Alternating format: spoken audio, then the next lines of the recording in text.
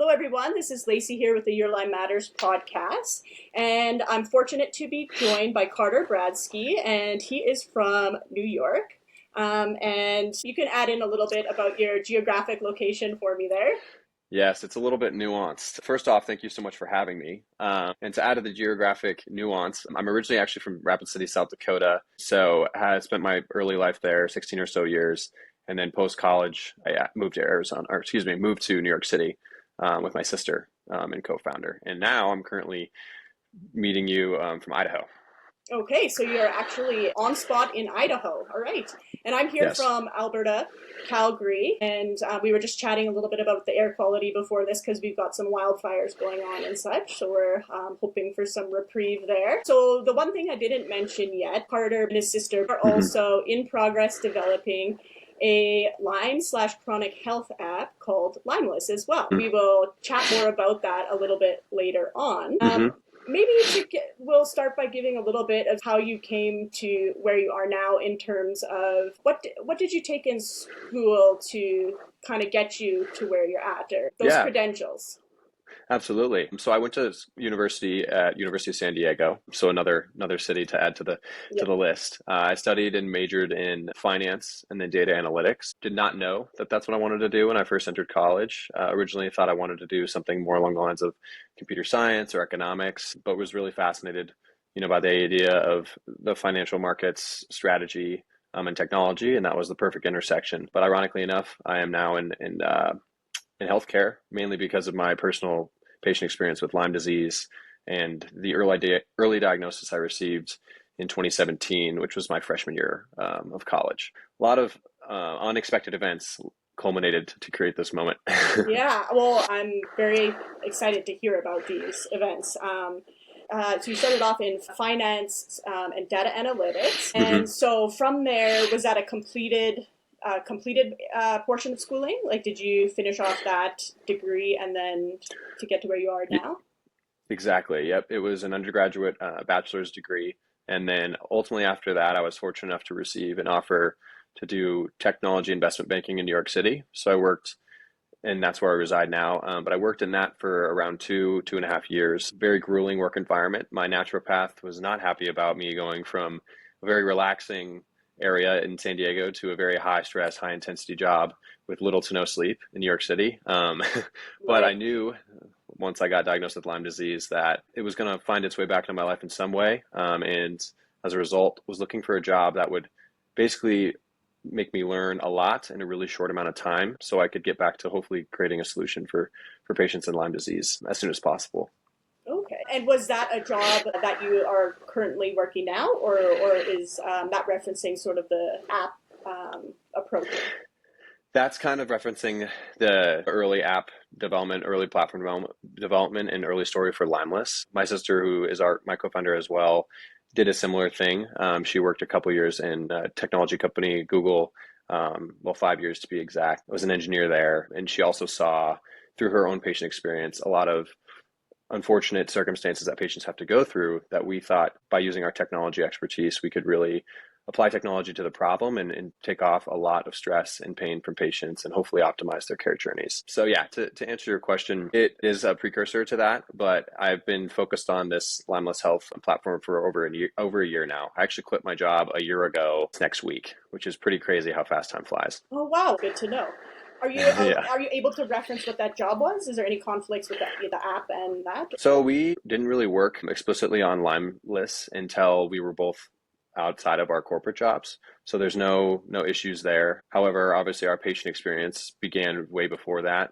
So we always in the back of our minds were ideating on it, thinking about it. And my mom, who I'm sure we'll get into my Lyme story here shortly, was actually our introduction to Lyme disease because she was diagnosed and treated first, really painted the picture to us on how difficult it can be to reach diagnosis. And then also, what do you do next? There's a gap between diagnosis and treatment that is very, very opaque and ambiguous, and depending on your luck and how familiar your primary care physician is with Lyme disease in your area, that can determine whether you get quick and effective treatment early on or this turns into a more debilitating illness down the line. Right. So that definitely was an inequity that we saw and something that we're trying to solve for. Yeah, okay. All right, so this question is random, and people that I've I love interviewed, random questions. they know that I throw something in. Sometimes I identify it as just self-serving because it's just something I'm curious about. This one's not. This is just a general question. Steph Curry or LeBron James? Man, are we?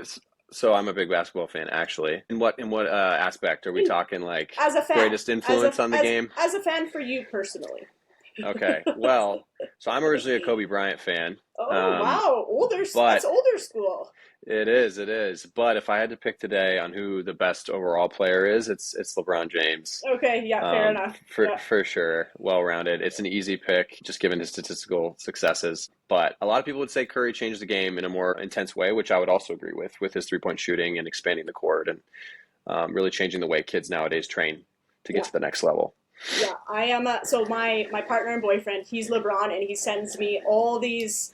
He's like, I know you're not. I have nothing against LeBron. He is amazing at what he does. I can't even argue that. I just never my being a fan. It came with Steph Curry, and back to the old school days. My brother, he was very into basketball. He was quite good at basketball. And so I was enmeshed in it for whatever reason. And so I heard that on your silver liming interview. And so I knew I wanted to incorporate it. So thanks to Anne for giving me that opportunity to incorporate something into this one as well. With that being said, I don't know if I agree with your preference, but that's okay. We can just cut the losses here and move forward. So. I was going to say, we could talk the whole time about that. I'll go back and forth. Just a quick, to prep for this interview, we have a cubicle to this side, and we hit our sports balls. I don't do soccer, but there's the basketball because every now and then I like to go shoot. And I've been able to incorporate that back into my life without feeling terribly ill. So we have a very aggressive competitive game of horse, and we'll aggressively play for like up to 5 points, and then I'm dead. And then we stop there. So, yeah. I love that. Those are the best. That's basketball at its finest. Good to know. Now I know who I'm talking with here at the core. So I'm wondering, so you say you enjoy basketball. I'm going to kind of loop that in here. Did you play in your younger years? Did you play after, high school? Did it kind of fall off then? Tell me a bit about that.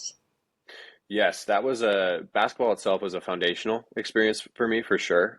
Growing up in South Dakota, up until we moved to Arizona my sophomore year of high school, that was probably one of the most character-defining experiences, just because our program there was a lot of high expectations to perform and win state every single year for basketball, but also that expectation started before you could even reach that goal. So i.e., like, I wasn't on varsity when that expectation and that work ethic was ingrained in us. I was actually an 8th grader. Wow. My parents, I talk to them and my younger brothers about this all the time. So they're probably like, oh man, he's going to talk about his experience with basketball. But you did. Look at this, the natural intuition. But no, I mean, the concept of team was always number one, putting the others above yourself, doing the job that you needed to do as a teammate to achieve the greater good as a unit. Our coach went as far as, making us all buzz our heads, and our hair had to be less than 1 inch in length. There were no arm sleeves. We had all team shoes, the same gear.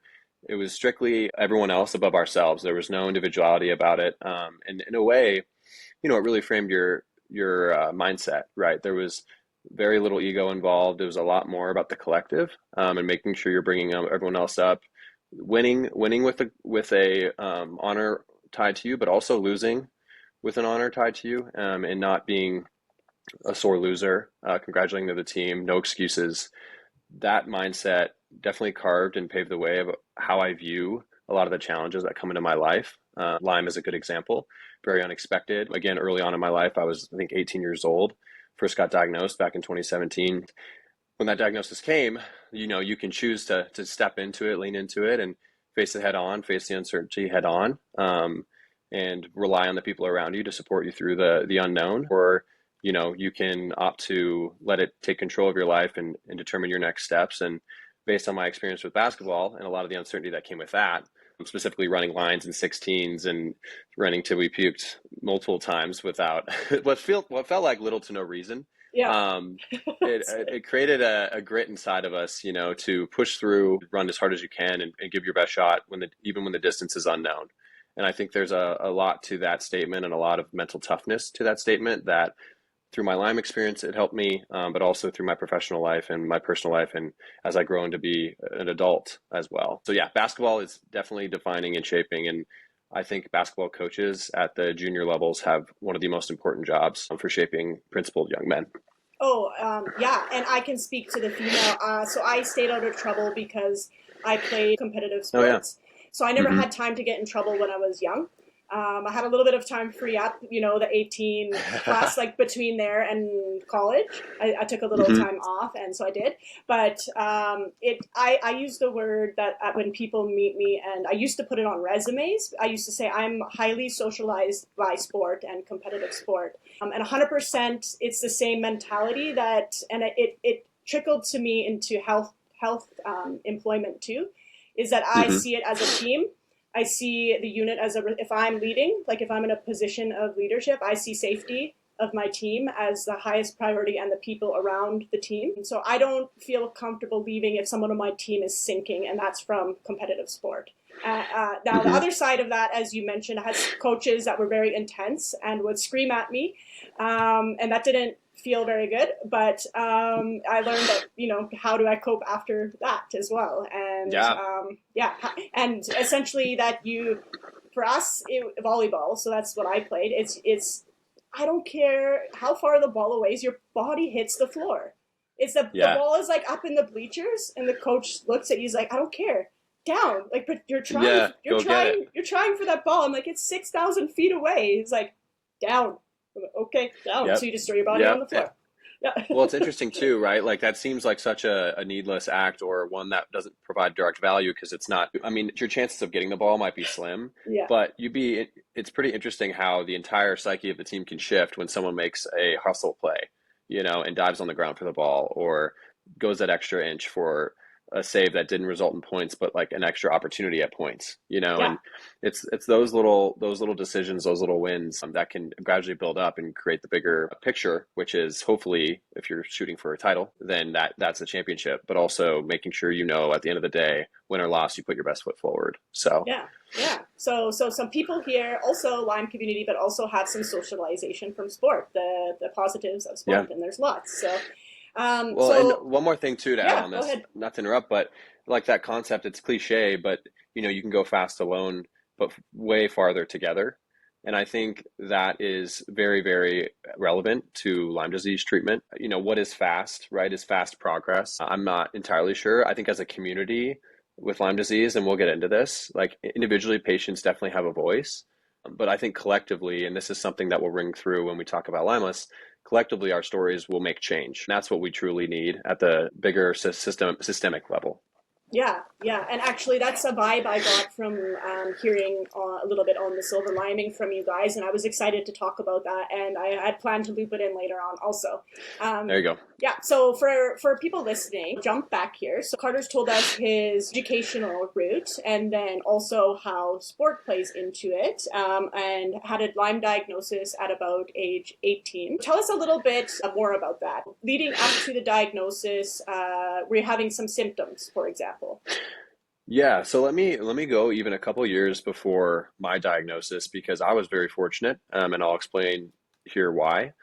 So my mom is honestly the biggest person in our lives, and she's one of the biggest reasons I was able to get back to remission. But she's also one of my biggest inspiration, and my sisters as well, for what we're doing for Lymeless, because she, as so many other patients have experienced, went through a multi-year discovery process. Went to her primary care physician, went to a bunch of specialists at Mayo and all the top hospitals, and I think she said she took over 100 tests. And at the end of the day, all they said to her was, you might have MS, you probably don't, but what you should do is just meditate more, do more Pilates, do more yoga. It's all in your head. And I think when you're somebody who has never been seriously ill before and, you know, you think what doctors say is truth and law and they know all, this is a very scary thing because you feel incredibly isolated and lonely. And I am ashamed to say, but it's true that at my young age, I assumed that the doctors were right, like it was in my mom's head. And it still didn't mean it hurt any less that she was hurting too. But I was like, well, then what is she not doing that she should be doing to get herself better? Yeah. And fortunately, I wasn't my mom, right? At that time, I was immature, but she was willing to continue to push and advocate for herself until she found that answer because she knew her truth. And that's something that I admire her incredibly for, and something that I try to live every single day, especially as we face, any kind of opposition, but mostly, as we try to build relevancy for Lyme disease, right, from the mainstream medical system. That being said, so she did a couple years of discovery until she reached her diagnosis. Fortunately, the reason for diagnosis was a friend who was a naturopathic doctor, and she was actually able to refer her to a specialist out of Pismo Beach named Dr. Thoring. I'm not sure if you've heard of that doctor. No, I haven't, but it's good to put it out there for people. Yeah, yeah, and I don't know if we're supposed to name drop, so apologies it's if okay. I did do that. So you guys have a little bit more leeway than us over here in Canada, to be honest. It's a variable, so I have to sometimes reach out to the Canadian ones and say, are you okay if I do this? Because we have a lot of legalities. And I word things in a way also that I'm not on duty. I'm just a person talking about experiences also for that reason. Cool. Yeah. Perfect. So then, yeah.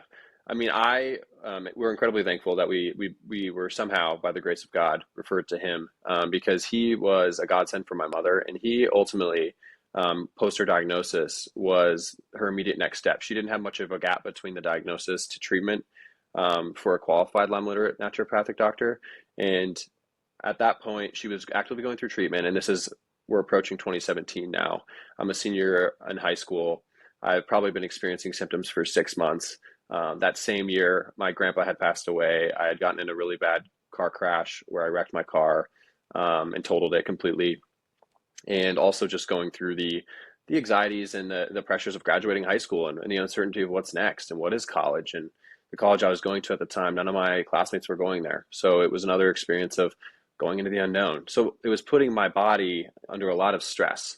And as we know, if you have any kind of underlying condition that your immune system's fighting off, stress will reduce the response and as a result allow that condition to rise up. And that for me must have been Lyme disease. And in 2017, thank goodness, my mom at that point, obviously being Lyme literate and educated, was able to say, oh, hey, like you're having intensive brain fog, you have weird memory loss, you're having anxiety and depression and things that you never had in your life. You've always been a very optimistic kid, never overthought too many things, and you were visibly different, always a little bit, felt like I wasn't there or present with them on family vacations because I was so behind my eyes, and that dissociation symptom, that was one of my major ones. Yeah. And ultimately, she was like, you need to get tested for Lyme disease. We need to get you into Dr. Thoring, which is what ended up happening. And fortunately, by the time I was my first semester freshman year at San Diego, I got my diagnosis, which was I was positive, slightly positive for mainstream Lyme disease, but had Bartonella and Babesia as well. And he immediately got me started on herbals. And then ultimately, after 6 months, we started on antibiotics. And I'm very fortunate to say that after about a year and a half of intensive treatment with different combinations of herbals and different rotations of antibiotics, I achieved remission and was negative, or at least not positive, on all my IGeneX tests, which is great. That being said, I still have some of those mental or cognitive difficulties with regards to brain fog and memory and dissociation from time to time, but it typically flares up under high periods of stress and reduced sleep. But okay. I think that experience for me is the exact kind of experience that we're trying to build out at Lymeless. I'm making that gap between diagnosis to treatment to remission much smaller and fill that in and make it so patients can get better as quickly and get back to life beyond Lyme as quickly as possible. But all glory to my mom and really appreciate her for getting me there. And my sister, who you'll have on later, had a different, more intensive story, which I'll let her share. But there's a lot that goes into why we're doing what we're doing now. So that's my story. Yeah, I can tell. Well, thank you so much for sharing that story. I will also give kudos to your mom there too, because as we know, unfortunately, for some people, not everybody, the longer you go in that first without starting the proper treatments, the further it can affect, and the little bit longer and harder it can be to undo the effects. So when I heard that right away, my brain went to, it might be a little like, not for everybody, not to say everybody who goes undiagnosed for a certain amount of time. There's lots of factors that play into it. But I did want to give kudos to your mom there, because I'm also someone that went a couple years without diagnosis, fighting around, with the gaslighting and everything. And it allowed it to get every system, brain, spine, eyes, ears. I'm not deaf, but I have a lot of trouble hearing. My vision decreased. My nose is still pretty good. So let's have a... There you go. Yay, nose. See, that's what I don't have. I think I lost I don't know when I lost it, whether that was like in the period of COVID or if it was my Lyme stuff, but I think I got 50% capacity on the sniffer. You just need to be around someone whose nose is still pretty good. So some people, they know that my nose is like hyper, I'll smell everything. So I'm somewhere between a human and a dog for the nose. There you go. I've got it covered. So if you ever around, need some help. I'll help you out. Yeah, for sure. So I did want to give a legitimate shout out to your mom, to still dealing with that. And I'll wait till I chat with Payton. I'll give her just a shout out for just giving a general shout out as well. So look forward to chatting with her. So you've given us a really awesome picture of your story. And also going back to your mom's comment that she received from somebody is, I was also told to do more physio and do more yoga. But that's coming out of someone who did yoga teacher training already, right? I was like, I'm doing yoga 3 to 5 times a week. Like, I don't think the yoga is going to help. Like, I'm failing miserably. I've gone from the health of when did I start? Just freshly 30-year-old, somewhere around there, to the health of a end of life person, basically, with the organs not working or anything like that. So I can empathize with that comment, and I think a lot of people listening can probably say, yep, we've got something. Do more yoga, do more, thought stuff, all of that. And I'm sorry to hear, I also heard you mention, I think you said a passing of a grandparent, so sorry to hear that. Appreciate that. Yep. And what I also heard you say, and feel free to disagree at any point in time, I heard you say, if I'm reading between the lines of what you're saying there, so what you're describing is sort of the stress cocktail or the stress soup. There's all kinds of ways of putting that, the perfect brew, leading up to the onset of symptoms, so the life stressors. So that's a very common theme, myself included. I had like work stress, relationship stress, mold exposure, and then eventually just breaking point when we queried a bite when I was hiking in a mountain town around here. So, and then it just rapidly progressed, and it started to affect my work too.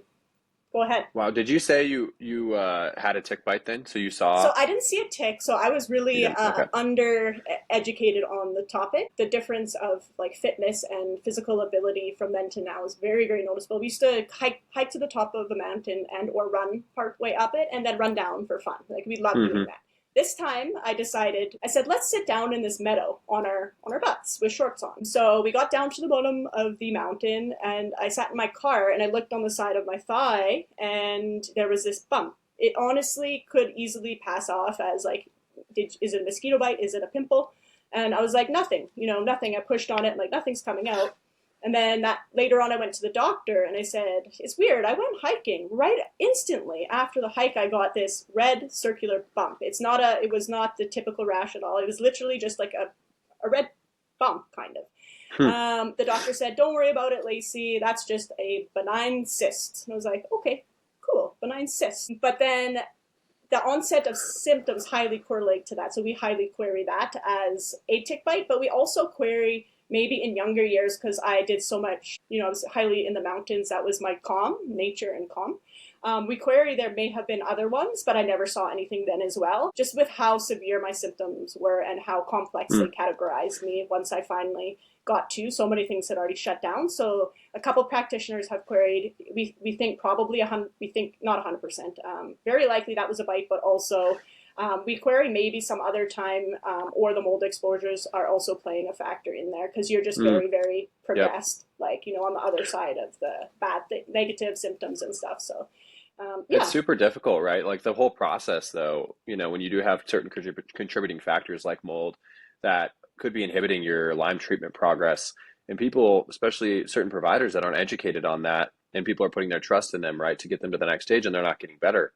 Like, that's those little bits of information that you now know, right? Or your provider that you were fortunate enough to get matched with that's Lyme literate now knows, like that's information that should be incorporated into some training materials or tracked or something. So that way, if a provider or someone moves on from the disease, it's not all for nothing. And we have that still organized and structured and can be used in education materials. And so that's something that we're focused on, hopefully doing with Lymeless. So, but it's just so important, right? Like all that personal discovery. Imagine if you knew what you know now at the beginning, how much shorter and better you'd feel. From a treatment perspective.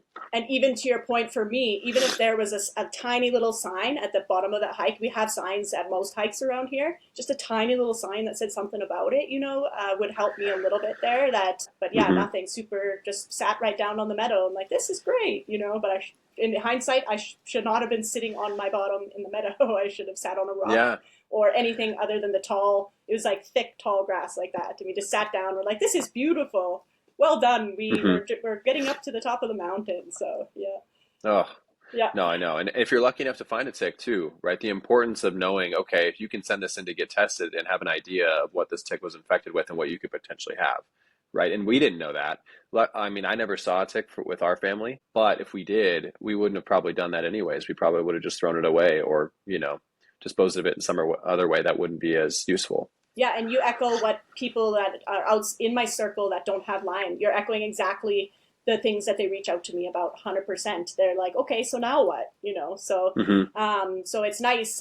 There's little resources all around, and I think probably you're hoping to kind of streamline some of this stuff for people because there are so many little kind of parts that are awesome. But as you said, if they're a little bit organized and together, it really creates a bit more ease in the whole greater picture. And you actually just echoed something there that healthcare providers are trained but you're just echoing it as awesome. 100%. Like some of these things can be put into flow charts, like that kind of organization. In your case, an app where you're going to be organizing it as well.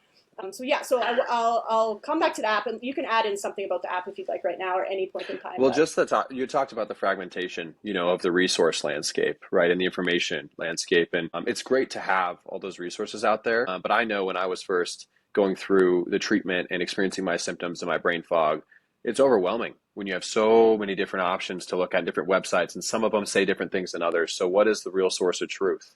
And yes, you could approach the iLads website, which is probably the closest thing you're going to get, but a lot of that is in higher level scientific speak, and it's not as digestible. Language. Medical language, and it's not as digestible to someone who really just needs it in plain English. And I need to know, okay, from this massive excerpt of text, what's relevant to me, and what is relevant to my condition and my co-infections and my symptomatic progress and progression and stuff like that. And that's ultimately what we're trying to do at Lymeless, is bring that all to a person's fingertips in a very curated and personalized way, to really streamline that information gathering process, but also so they can go into their care appointments informed and as active participants in their care. Yeah, that's awesome. Yeah. Well, I guess because we're talking about the Lymeless, let's just talk about it because it's important and it's hard to not at this point. I'll mention for the listeners, people that know me personally, this is not news to them. So I struggle a bit with technology in general. So one of the hardest parts in getting this podcast started for me was learning the technology, because I am Android still, telephone. People have tried to convert me to Apple. So I have a Google Pixel. I even went as far as I bought one and I returned it. I was like, nope, this is not, my fingers don't like this keypad. I don't like the screen. I don't like what's going on here. And so this has come back to slap me in the face with this podcast, because nothing is compatible with the desktop, which is an Apple. And so I've had to now learn Apple from kind of almost from scratch, because I had this old, about to end of life laptop, also like very basic Android style. So so that's a very steep learning curve for me. So for people like me out there, if you had to first off describe Lymeless to the listeners who it's new to here, So Hmm. we know it is a chronic health app, one specific for Lyme. Can you give us a couple features of it? And then maybe we can break it down after for people with no tech savviness. I'm low to no. So I'm like, I was gonna say you do pretty well with the podcast stuff already, from what I can tell. we're So I getting don't know. there. You got to give yourself more Am credit. I maybe a low to medium? Maybe I'm a low to medium now, I think. I think you're a medium. I think that's Yes. you can tag that. Okay. Yeah. Yeah, I'll take it for sure. Okay. Perfect. Yeah, but I can run through just at a high level to really frame this for us. As you look at Lyme care, we mentioned how fragmented it was, right? And unfortunately, that fragmentation occurs at such a foundational level across research, point of care, patient experience.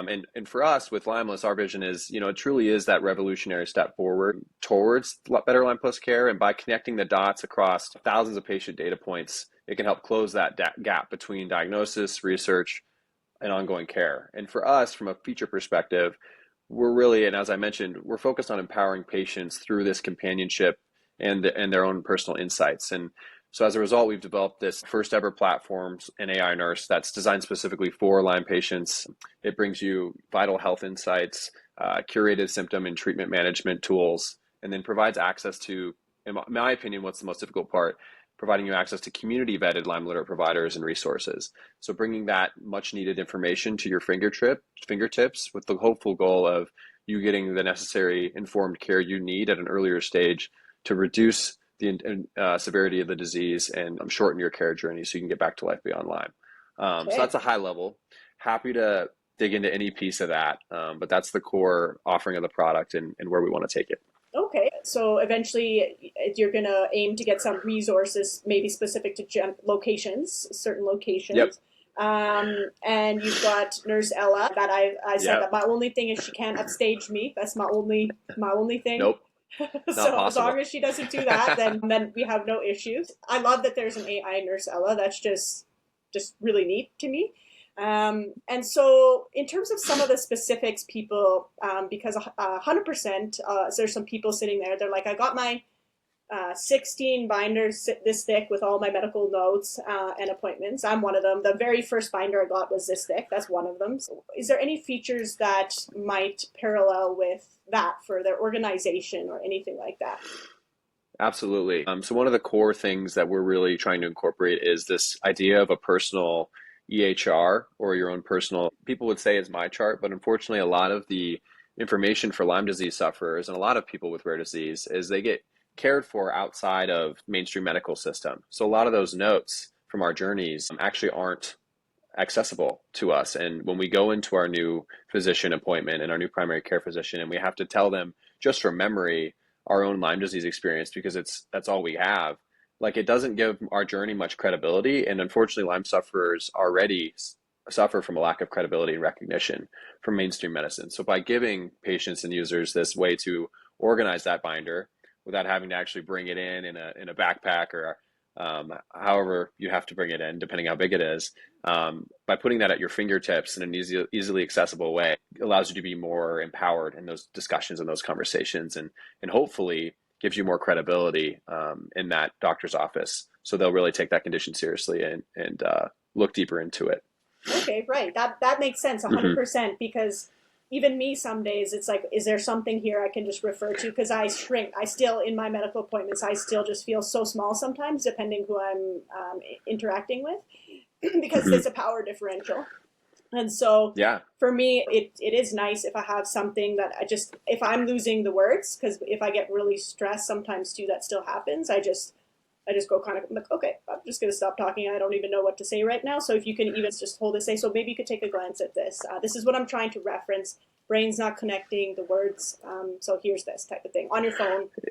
Mm-hmm. On the phone, or you even exporting it into a PDF format. As we know, that doctors love like paper Yeah. Oh, and yeah. making you fill Yeah. out forms. And Yeah. oftentimes it's monotonous as a patient in general, but also especially as a Lyme patient when they give you one small segment of other on the other diseases that you have to write in to the Yeah. primary care. And it's like this, our story spans way more than one line.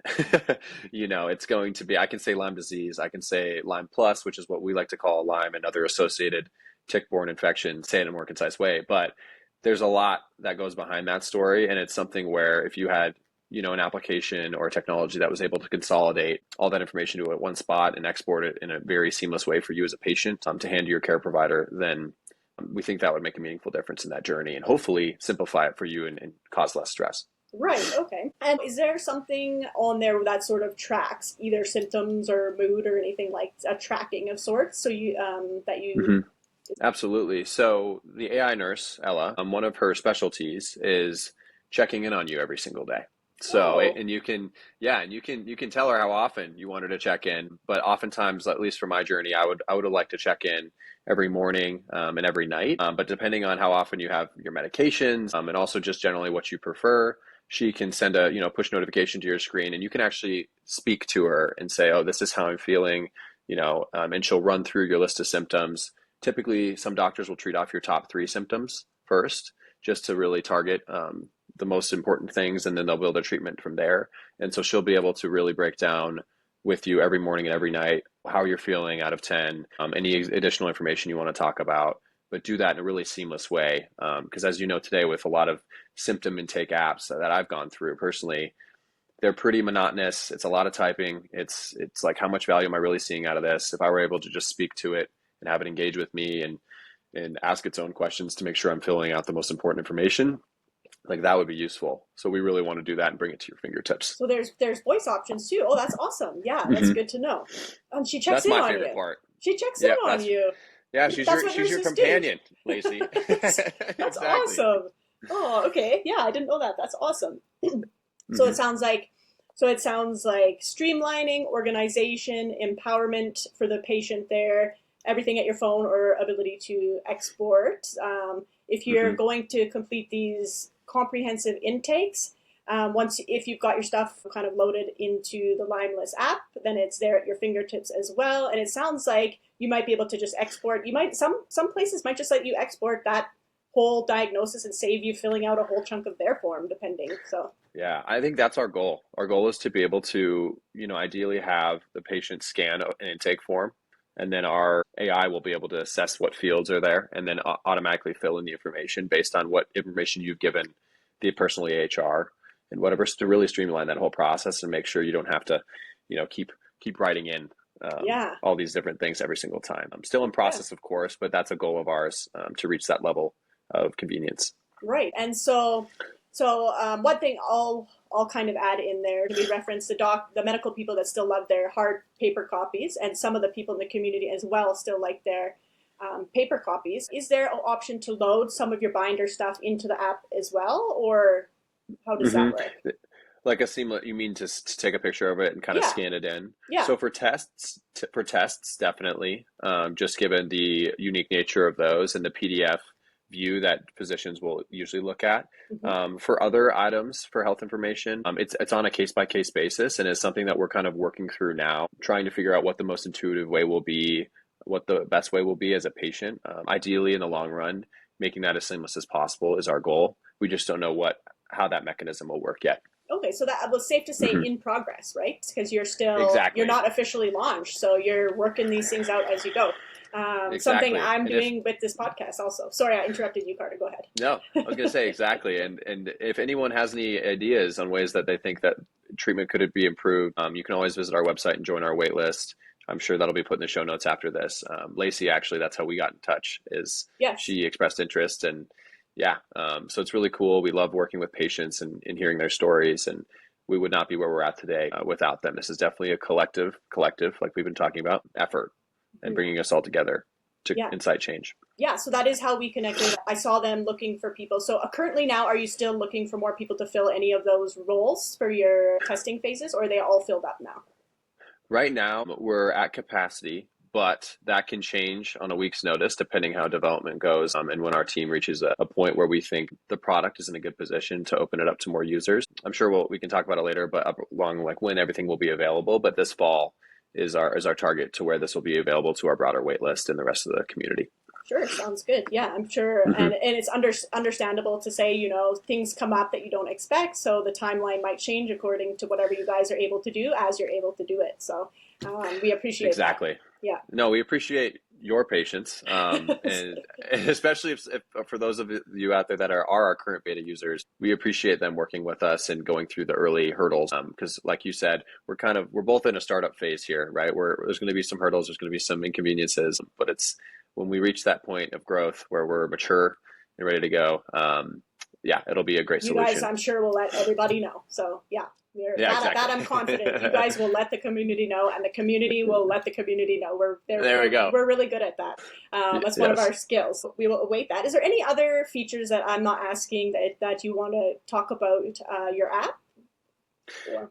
I think the biggest thing is we are focused too on the emotional support component of the patient experience. We think, as I mentioned, how isolating this can be is the most challenging part in some aspects. After you get treatment, you're going through it. It's very incremental. It's hard to see progress. So there will be an insights aspect through the tracking of your symptoms. You'll be able to look back and see what treatments have worked, how they've worked, and how you have progressed in your journey. But also building out a community feature is on our roadmap and something that we think is very important to make sure that, yes, again, you're going through this by yourself, but at the same time, like you can pull on other people in the community for emotional support, and also to ask questions about their experiences and different remedies they potentially use. There's a lot of that out there. Rise Above Lyme is a great patient community and one of our partners. And we think bringing that on premises onto the app and bringing it all at your fingertips could really provide value at a bigger level. Okay, yeah, I'm very looking forward to see what that winds out to be. Because as I was saying to you, even though your background didn't originate in healthcare, you speak things that are taught to us in healthcare. Like you're speaking from those foundations without even knowing it. It's so I can see. Well, I appreciate that. Yeah. That's a compliment. yeah, for sure, 100%. Now that we're talking about this, how I wound up coming in contact with you and Payton as well.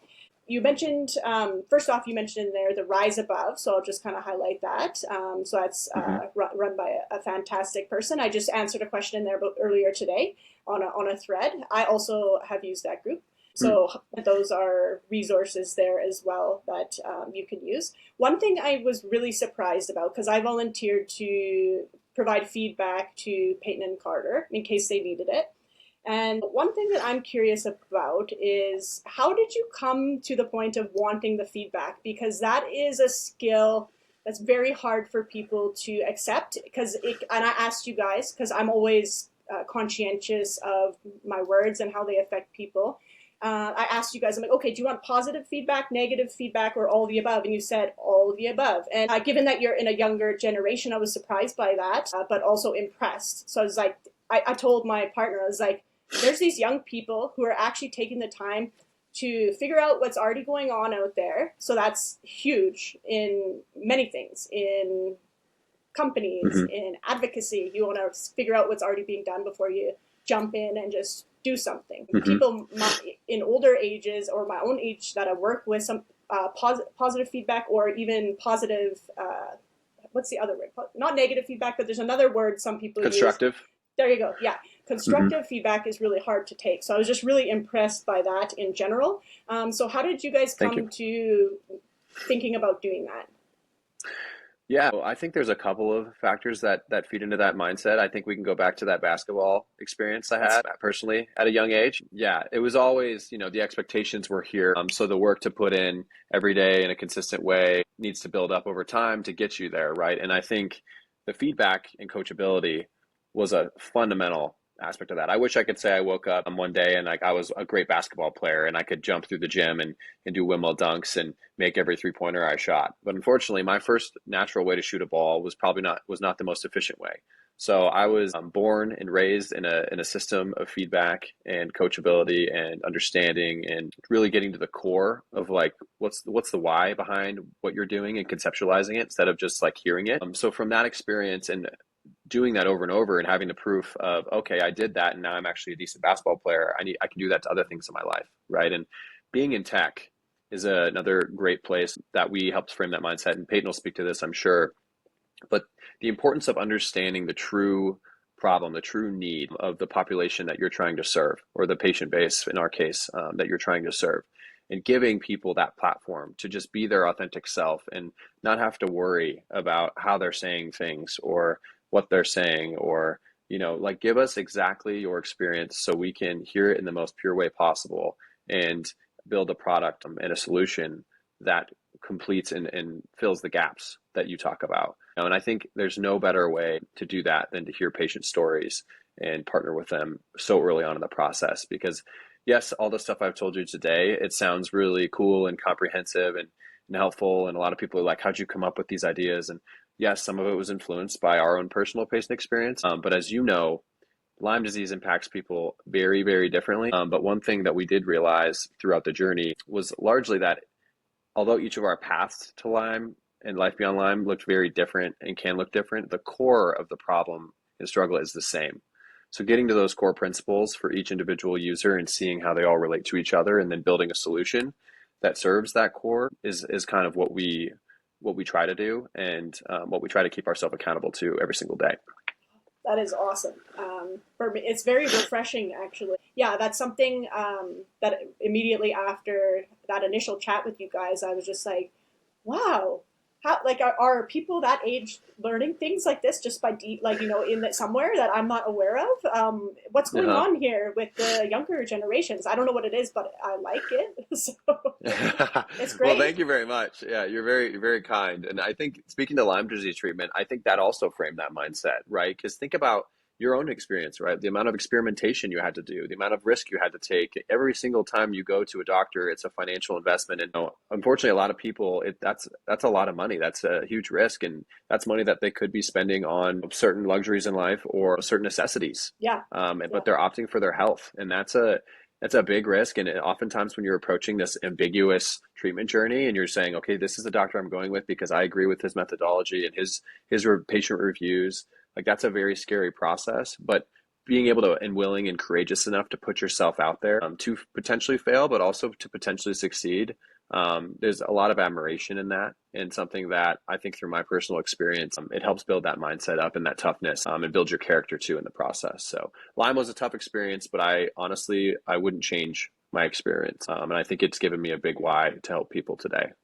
Yeah, that is amazing. And I'll loop back around to some of those things here too. It's awesome to know that you guys will carry that on. And the other thing that I was really happy to hear. Oh, were you going to say something there? Well, I was going to say, what's your why? I know it, but I'm sure you've mentioned it a couple of times, but I'd love to hear that story again and like why you're doing what you're doing with Your Lyme Matters and the podcast, because it's always inspiring to hear. Yeah, okay, sure. I love when people ask me the questions too. So basically, as you heard me mention before, I'm a pretty severe, disseminated is the word they use for when something spreads various different areas of your body, different cells, different organs. I had a dissemination just everywhere. And I went through the absolute darkest, loneliest, hopeless years, months, days of my life.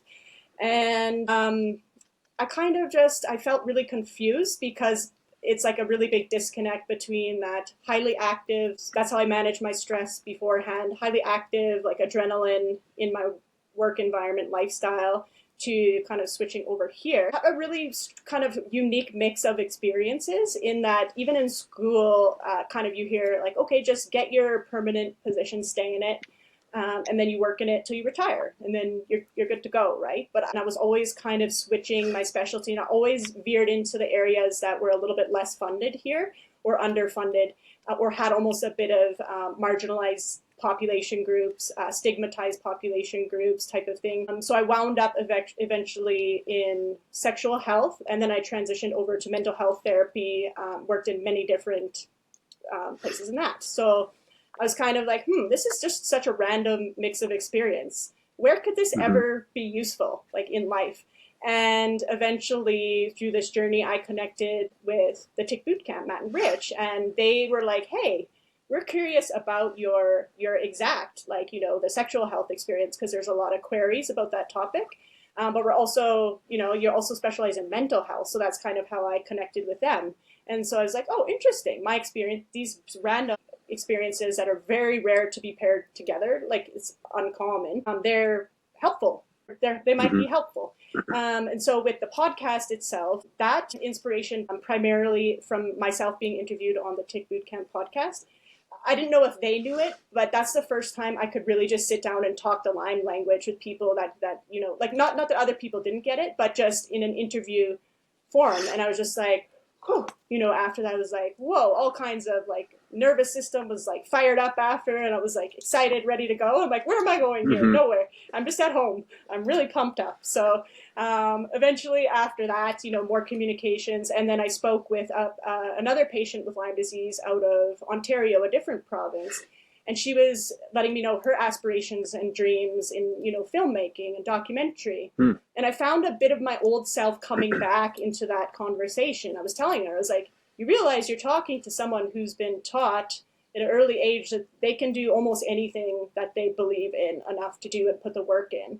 And I was telling her these things. She was like, oh, cool. Yeah. Okay. You know, and she's like, so wait, are you going to do the podcast? Are you going to do it then? I was like, I just said it. I was like, so, you know, we're doing it. And the goal with the podcast, to not take up your time here on the interview, is multifaceted. And it actually is kind of things that you're saying, it intertwines with those greater concepts also, because 100% to streamline some of these things makes it easier for people. And so I didn't even really know what direction my podcast would go until my last interview I just did. My nervous system was just like kind of like, okay, yeah, we know it's got to have a little bit of mental health intertwined with it somewhere in there. If it's not that everybody has to have mental health symptoms. If they don't, they don't. But that's kind of my flair, because that's my craft. That's what comes naturally. That's how people have felt in the past. You know, patients comfortable speaking with me, is I've been through a lot of really hard things, some early, some adult in life. And so one-to-one conversations, once I'm all settled in, that's just, I don't love speaking to groups. I get more anxious and lose my words and stuff, but that's always been my natural ability. And so because of that, as a nurse, you don't see us doing therapy as much. It's extra certifications and training. And my passion is also digging to the root possible research. And so I was always doing that in the workplace, bringing it up, and kind of, sometimes it goes nowhere, you know, sometimes it goes somewhere. Yeah, I knew that how I felt being interviewed was so helpful. And so I was hoping to catch Canada up a little bit, because we're a little, even more than the United States, I feel like resource-wise, we're a little bit behind. Overall, through my interviews, and you with your tech background, you probably have a better, you know, concept of it, but I'm hoping to link the resources just around here for people a little better too. And some of those resources are the ones that are already out there. And if I can be more helpful with my podcast in the future. And also, I lost a lot of words, and I'll ask you about that. We'll transition right to that. I lost my ability to express like the terrors that I was experiencing. So it's not that my mouth wouldn't move, it's that I didn't know what was going on. I was just terrified, frozen, dissociated. And so I felt that if me, with a heavy, fairly for a nurse, because we don't all specialize, it's an active choice to do mental health. You don't you do a semester in school, and then outside of that you choose your specialty here. So I have a pretty heavy mental health background, and I still hit the depths of despair over and over. Just I picture it just like getting beaten, you know, and then just stand back up and just some more shots in the stomach, and then it's like, hey, keep going. And like I feel like some days the analogy, not the actual, nobody's actually punching me, for the listeners. For me, it became really important to be able to say the words, because people don't have my mental health background. And if they don't have my mental health background or access to somebody with a mental health background, this has sometimes potential to become a very, very terrifying, horrific, even more so, because the mental health is enough to take someone down just by itself sometimes. So that became very important to me in the past interviews. And I've actually interviewed some Lyme Literate therapists now. So we're going to have a little bit of, when you look, sort of option, you know, like, hey, oh, cool, this personality is a fit for me. This one is maybe, okay, cool. This one does this. This is this therapy. So we're gonna be doing that, and also highlighting some of the clinics around here, so that people don't have to do that Very searching cool. here. So there No, you go. that is so, yeah. I mean, it is such an important component. You talk about the emotional and the mental support capacity of this, right? And I think on your screener, that was one of the questions, was like, what were some of the things that helped you through your Lyme disease treatment? And for me, my naturopath, having that emotional intelligence, having that ability to converse and talk you down and really put things in perspective and give you hope right? Give you that motivation to push through when you're in the valley. That is treatment, and peak treatment, especially when you're herxing and have never experienced these feelings before, and your symptoms are 10 times as intense as what they were when you first started. You're questioning everything at that point. You're like, maybe I should have stayed within Western medicine. Maybe I should have listened to my primary care physician. Why am I feeling worse? But if you're fortunate enough to have someone that's as emotionally intelligent to know that you're feeling that in that moment and coach you through it, back to coachability, basketball. He pushes you. He pushes you through. Or he pushed me through that ravine and ultimately up that mountainside, right? And then you look out and you're like, wow. Turn around, look back, look at all I went through. Like, no way I could have done it without the support of him, without the support of my family. I'm also faithful, so without the support of God and my prayer and meditation, and it just really puts things in perspective. Yeah. So it's such an important component, though, and it's so important to know if you have the option. It's so important to pick a provider that you can relate to too, in a way.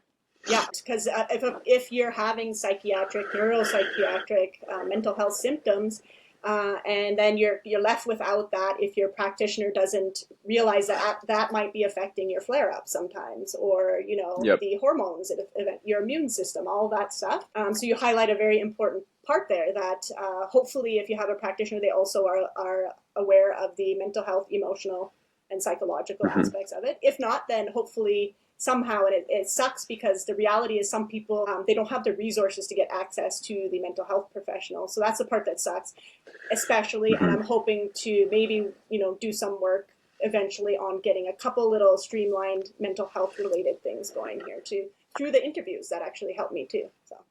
Good. No, that would be so important, especially in countries that don't have as much of an infrastructure for it yet. As I know in Europe, we work with some people and they really struggle to find Lyme literate physicians and providers and people that can really relate and connect the dots. And it's important that you have a team of practitioners that's willing to collaborate and really try to solve this puzzle together, and are open-minded about new ways to go about it. So I really admire your willingness to go about that. Yeah, thank you. Thanks. So you've outlined some of the things that got you through it. You said your faith, your ND, your family, the people around you. I don't know if you mentioned, did you wind up in the Rise Above group during, the mix of things, or was it after? So the crazy event there is Jessica Devine, who's the head of that group, actually also went to Thoring, Dr. Thoring. Oh, okay. So Dr. Thoring connected us. Oh, wow. Which is pretty crazy, kind of a full circle moment. And yeah, ever since we've been working with her, talking with her to really understand ways that we can enhance her community experience and make sure that patients that are on our platform are aware of her offering and the community she has on Facebook and the multiple communities actually, and her website too, Rise Above Lyme, just to plug it. But it's super valuable, and it's a resource that, again, if you knew that was out there when you first started your journey, it could save you so much time and money and struggle, because it truly is. She's such a good heart and truly wants the best for the patient, and created a website that reflects that. But yeah, Thoring was the start. Our naturopath was the start of that. So interesting the way people in the community connect to each other. I love it personally. It's just like we would probably never encounter, a conversation like this otherwise if the Lyme community hadn't kind of brought it to. So that is amazing. Yeah. So favorite part too. Your favorite part? The community is the best. I mean, it's good to have each other, and have so much support, because we definitely need it, of course. Yeah, definitely. And that was something that I heard when you were chatting with Anne, is that very much so. I can't remember if it was your sister who quoted that you liked saying lots of quotes or not, something along those lines. Yeah. But something about stronger together. Do you happen to remember what that quote was? I actually mentioned it at the beginning of the interview, and it's funny because my sister thought I pulled that from somebody else, and I'm like, no, Payton, I actually came up with this one while I was thinking about it. We were at the PA Lyme conference, and I was talking to a patient, and it hit me, that, individually as a Lyme patient, you definitely have a voice, and that's valuable, but collectively we will have change, at a structural level, and from a standard stance of recognition and respect. And that's what we need to do. And that's our goal, is kind of, bringing all of these patient stories together to really revolutionize the way the world treats Lyme. Treats it, yes, from a medical perspective and in the process, but also treats it in the way that they recognize it and respect it and educate people on it. So, and we do that through learning from each and every one individual patient story. Right. So, yeah. Yeah. And from what I see, just a bird's eye view, I'm still learning some of these resources that you guys have over there in the United States. So it'll slow and steady with that. But from my bird's eye view, there's massive potential for shifts and change with strategic approaches that many people are already heading that way in the community. So when I hear you say things like togetherness, and when I look at this, I say, there's enough people here for change. It just, over time, the right thought out strategy. And when I was working, one of the psychiatrists I used to work with, he was like a living encyclopedia. So anytime I was going to go do anything, if it was like advocacy related or anything, I'd go pick his brain, and he would do it like a art of defense description and things for me. He'd just pull it down even deeper, and the strategy. And I'm like, okay, now I know exactly how I'm going to get to where I want to go. Like, I've gone so deep that I've got strategy, everything. So this community has mass potential, and I can I'm getting that vibe, like we're ready for some changes here, right? Like we have a lot of people, a lot of numbers, a lot of different backgrounds now that this has affected their lives. So we have a large possibility for change. So I'm excited in a way for that as well. And it takes talented people like yourself, though, to forego other opportunities, right? And invest their time and their resources to build that awareness and to really commit to something bigger than yourself. So pat yourself on the back. I, as a past Lyme patient, and current Lyme community being involved in the Lyme community, appreciate that. So thank you. Yeah, it's my pleasure. Yes, these people are just so resilient, amazing people. So I'm happy to be a part of it, to be honest, and so welcome too. Like, it's a soft spot for me to land. Just even meeting Matt and Rich, these two random people from the States, right? Like, I don't know what that interview is going to be like. I've never spoken publicly in my life much up until that point. So, and they would help me. They would help me out. And I think what Lacey's trying to say here, when I'm kind of sitting there like, where am I? Like, what's going on right now? I'm like, oh yeah, that's what I'm trying to say. So appreciation for the community for sure. But with that being said, now there's a lot of positives that come around from these types of things. We'll loop back to it, but let's jump back a bit to see sort of the harder aspects of it for you, Carter. Like, so off the top of your head, what was the hardest aspect about Lyme disease and co-infections for you? Yeah, I think the early going, had I experienced the disease when I was in the same household as my mom, and knowing that she understood the journey, and I always had someone that I could talk to about it in person, I think it would have been a little bit easier emotionally on me and for my mental health. But since I was going through it during my first year of college, and I didn't have any friends that I was living with, and of course, everyone in college, when you're young, especially as a freshman, everyone's kind of just so focused on themselves and how they look to other people, and no one's really focused on how people are doing around them. And I also wasn't very outward about my illness, and I didn't want people to think I was sick or try to give me any extra rope or anything. I just wanted to go about being a normal kid, right? Because at that point, you have that why me discussion, why am I sick versus anybody else? Like, why at this stage of my life I'm supposed to be so stress-free, and just living in the moment. And this caused a whole existential crisis of what even is existence, right? Like, especially the dissociation symptom, right? Where you're literally just feel like you're out of body. It really starts to feel do you mind if I'll pause you there?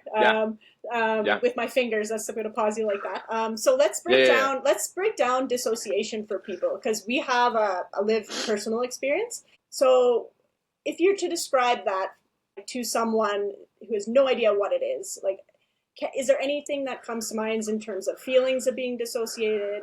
There's no right or wrong answer, I'll add in, but so we could help maybe think of some words for people I feel just checked right out. Is that kind of it, or? Yeah, it's almost like it's a crazy experience. It's almost like a split of your upper and lower mind, if you will. So having the awareness that you're in the moment. So this is my experience, of course, but I had the experience where I'd be talking to somebody in that moment and be eye to eye with them, but at the same time have a completely different dialogue going on behind my eyes. And sometimes that dialogue would be so intense. It's almost like your conscience has a louder voice than what it would normally have. you know? So Yeah, so you're sorry. I'm hearing it so way excited that you're clearer. saying that. Yeah. Yeah, yeah. Like you're hearing that way more clear than what you're hearing in front of you, Yeah. which obviously as humans we're used to focusing our attention on what's directly in front of us. But by that very nature, that's a very isolating experience because you really hear the fact that you're kind of by yourself in this world a little bit, and everything you intake and experience is you have the power to have it take power and hold over you and to digest it and stuff. And when you're not actively digesting it, it also contributes like what's in front of you because you're so in your own head. It contributes to like your memory problem and the fear of not remembering things. And if that's getting worse, because you're not actually in the moment to remember the problem or remember, excuse me, make that memory anyways. So it Right. exacerbates that issue as well. But yeah, I would say it's kind of like what I just said. Like there's almost two versions of yourself that are conflicting, and you're so stressed out behind your eyes that you're not even actively there in like your present reality. That is a Just fantastic. I'm sorry that I'm so excited because it's like something probably at the time you're stressed out by, and I'm here like cheering in the screen. So my apologies for that. I want to. Yeah, is that similar to how you would describe it? I'm curious. Yeah, no, I've been okay. So for me, I've been I still struggle with the words again with my heavy mental health background to certain points, and so I remember certain points walking my dog, and my own voice inside my head was like 800 times louder than you, distracting. So I'm walking, I'm like, Hmm. okay, kind of like quiet, kind of like that's too loud, I can't focus, but it's myself. And so that threw me off. At the time, I was seeing a psychiatrist. I was on an antidepressant, doing what I thought was hopefully helpful for this. At that point, I wasn't fully in the proper diagnosis phase or anything like that. So there's Hmm. that. Although I don't know if it's the same when you say describing behind your eyes, but for me, 100%, there was an allowed inside, that wasn't my normal self. Like that's not Lacey's normal anxiety. I'll tell you that. That's heightened. That's Hmm. something different. Because I know what my normal anxiety was like, and it was just different. So I actually went to the emergency because that thing for me was so strong at some point. I was just really like really revved up by it. So I took emergency. Our system's probably really different here. You can go Hmm. to an emergency to see if you need to go to the hospital for mental health or Hmm. anything like that. So I did that, and we took, at the time, it's called antipsychotic. Some people don't believe in it, to each their own. For me at the time, it just quieted that down a little bit for me. And Hmm. then I was like, okay, I can now move on type of thing. But you also mentioned in there like a disconnect and a split, and I might use the word dissociative amnesia, because I also have a really hard time, and my split is short term, but it's also a really big split from my former life right before I got sick, for me, that I'm getting little drops of it coming back, memories and stuff. So mine runs pretty deep because like for me the infections just like took the whole boom, kind of thing. Hmm. So I don't know. Yours might be slightly different than that, but just for people struggling to know, something's distracting in there that's not normally there, type of thing. So anything you Yep. want to Yep. add around that? Or? I mean, you kind of, I think our collective experience together kind of paints the full picture pretty well. Yeah, and I agree 100%. I'm trying to think of a better way or It's an hard, additional way we could describe it, hard to but find the it's so, words. it really is. It Yeah, really is. And yeah. yeah. So dissociation, and then people have very different ways of describing that. Some people Hmm. describe it like checked out, disconnected. I think you said upper lower. Some people describe it like disconnection from themselves, like they're seeing it. Some people like seeing the world, like, but you're not really there with it. So there's all different ways to explain that. Yep. So yeah, It's kind of like a dream, a yeah, little bit, like a yeah. lucid dream or something. Yeah, Hmm. exactly. Yeah, so I'm glad we're able to maybe put some of those words for people, and again, hopefully you can get access to a professional that can help you out with that in some Hmm. shape or form, because there are things that can help. So it's just a matter of hopefully getting you connected with someone that has that knowledge. So thank you so much for sharing that. And now, so in terms of dissociation, do you recall any other mental health symptoms that you experienced? I think you mentioned a bit of depression, anxiety in there. Yeah, yeah. And I think the symptomatic cocktail, if you will, unfortunately was very circular in a way, like it all fed off of each other a little bit. So the anxiety would happen with is the dissociation going to happen? And because I got triggered by certain environments. One of the environments I got triggered by, which was interesting, was like grocery stores, the fluorescent Oh, lights. I know was somebody like really a listening. triggering. I appreciate it. I know someone just told me this, so I'm going to tell them to check this out. So thank you. Yeah, Yeah. no, definitely. It was, it's crazy because even today, like I'll still get somewhat triggered by it. And this is something that maybe we can go back to, like the lessons learned with Lyme disease, right? And the strength that you develop, et cetera. Like that was one of the triggers. There was also times where it wasn't necessarily a trigger, but I had it in that area. So I actually was playing volleyball or I played intramural basketball, right? And for some reason, I had the unnecessary worry that like my heart rate was getting up too high and something bad was going to happen, right? And that would also spur the dissociation. So I wouldn't really be playing basketball. I'd be like worried behind my eyes about what was going to happen if I ran too hard or something. And so as I built up that reputation of basketball in my mind of like I'm worried I'm going to have the same experience again. Every time I'd go back, it would keep triggering, right? So you kind of create these triggers when you're sick. So that happened there, but also as far as the other symptoms go, like the anxiety would feed in that. Depression was mainly, luckily it wasn't too intense, but that was mainly from the isolating factor of just no other kids understanding my condition and nobody really knowing I was going through it. So they all thought I wasn't that much fun. Yeah. And maybe it inhibited my ability to make friends at that early phase, early on, because I was so locked in on just trying to remember, what happened from the 50 pages of philosophy I read last night, Yeah. and of course I never could. Yeah. But by golly, I tried. Yeah. Um, so there was that. And then also, yeah, the memory loss side of things and just not being able to recall. And the dissociation fed that too, like I said earlier, because you're not focused on the moment. And like if you put something as, you know, unimportant as your keys down somewhere, but you're stressed about something else in the moment, you're not going to remember where you put your keys later on. But at the time, obviously, I didn't have the wisdom and the experience to know like that's what was causing those episodes a majority of the time.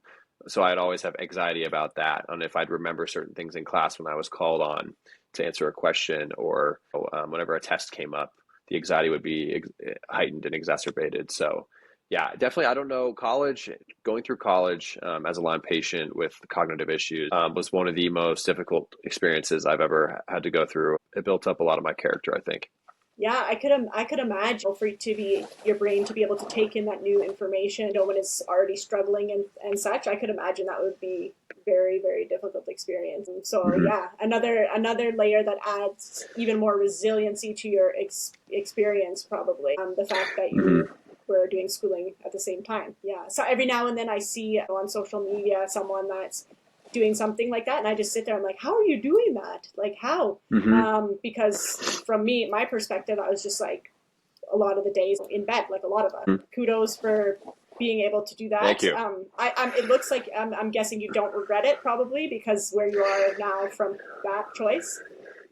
Yeah, yeah, and back to that the basketball experience, right? Like pushing through the pain. Are you willing to sprint when the distance is unknown? That was kind of how I took my experience with Lyme disease early on in college. Like that was my sprint. I didn't want to take any time off if I didn't have to, just because I didn't want this disease to take control of how I was going to live my life. And if there was any way that I could push through, go through treatment, and still perform at a level that's passing in school, then I was going to do it. Just because I valued that as myself. I was fortunate enough, obviously, to not probably be sick enough to where I could do that. So for others out there that aren't able to do that, like again, Lyme impacts people very differently. So my biggest piece of advice is like, just get that support group around you and be honest with yourself, and don't think that you need to do anything because other people think you should.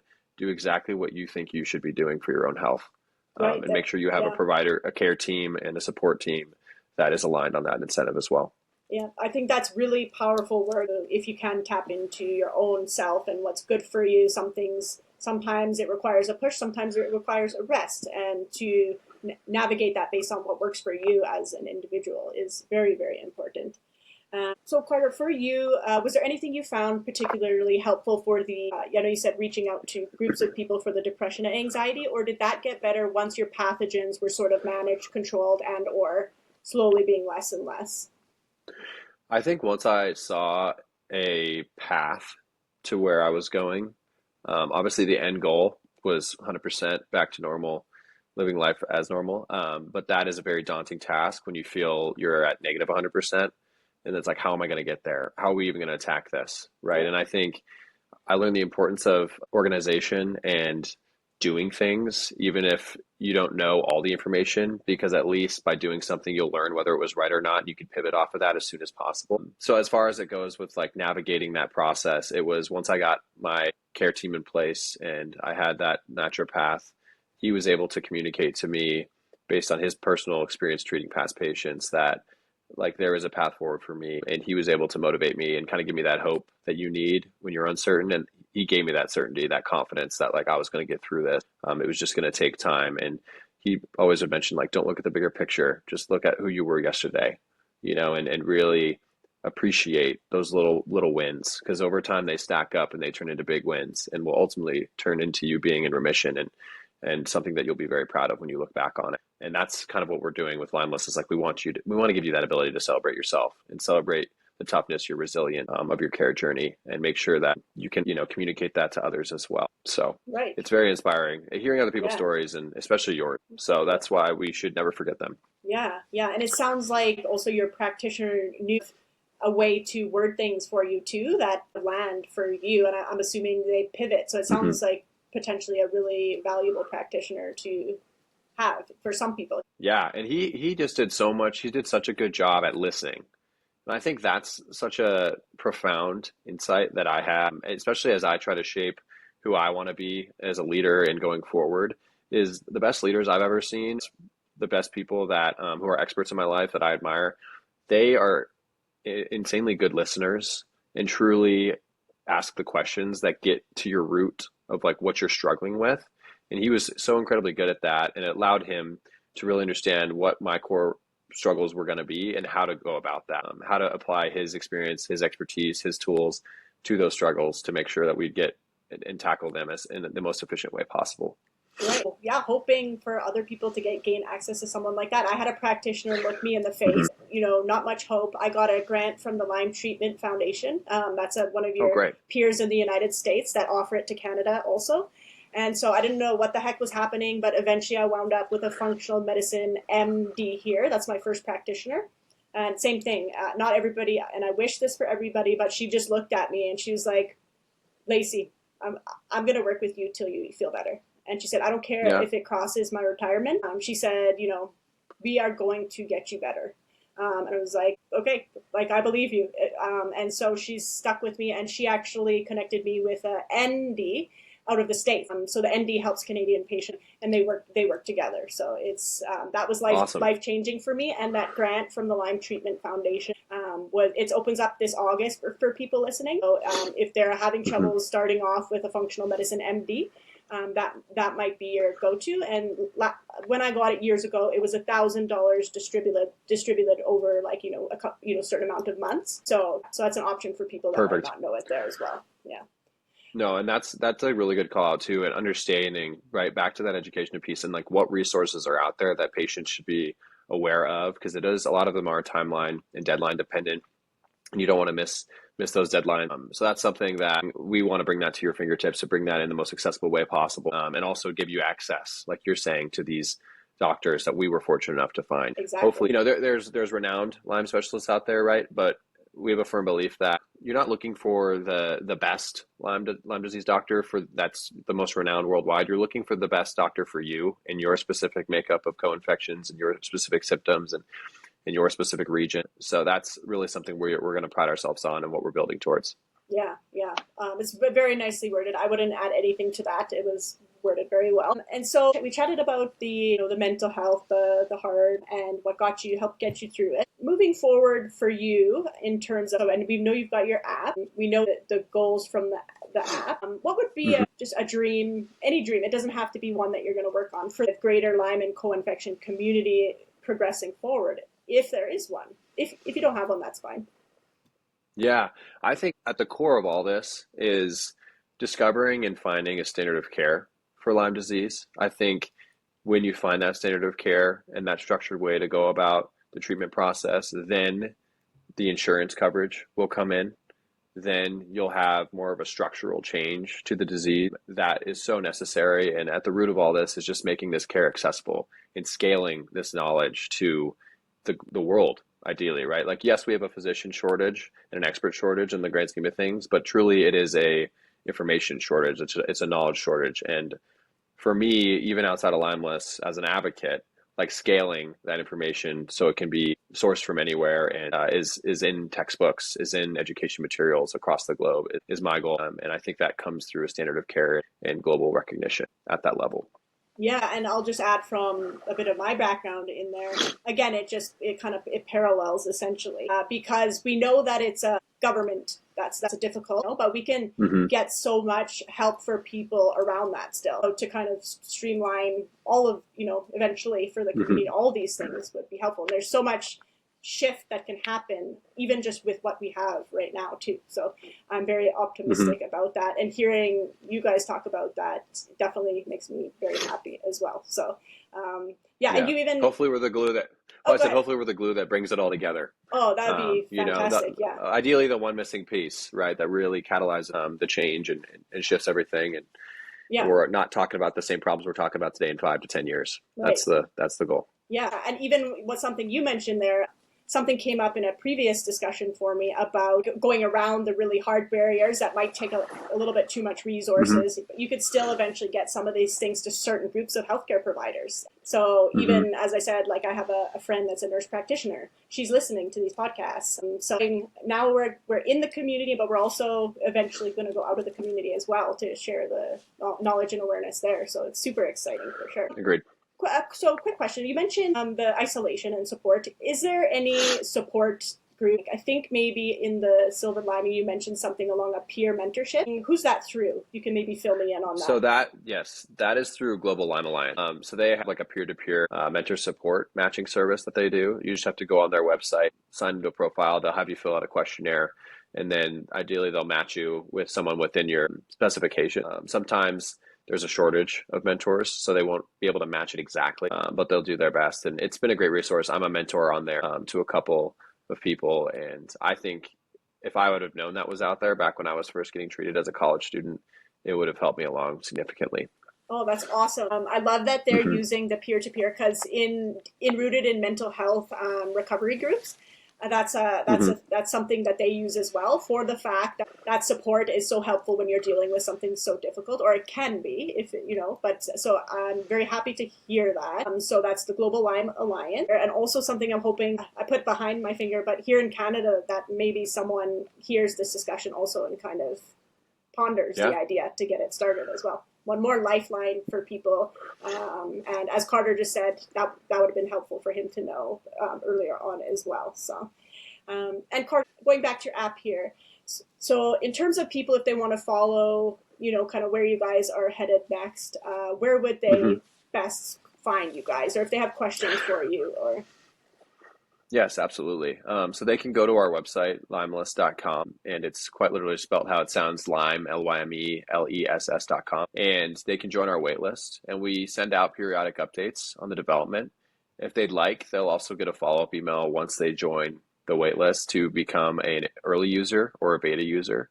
And they'll fill out a questionnaire, let us know in what capacity they'd like to help us or participate. And then they will be one of the first ones to get access to the app.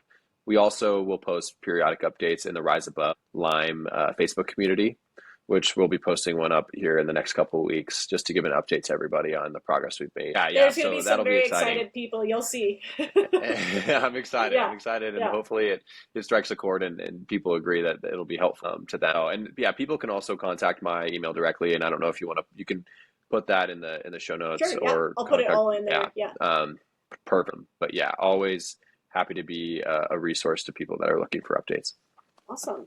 And so in terms of, because you have the speaker here, is there anything else that you want to share with the Lyme and co-infection community? It could be anything at all or no? I think the biggest thing is I think I ended the last podcast I was on just really trying to inspire people to continue to push through and advocate for themselves. At the end of the day, you are the only person that's truly responsible for your own decisions and where you take your care journey. So do not just take and settle for what the medical community is telling you to do if you don't feel it's right.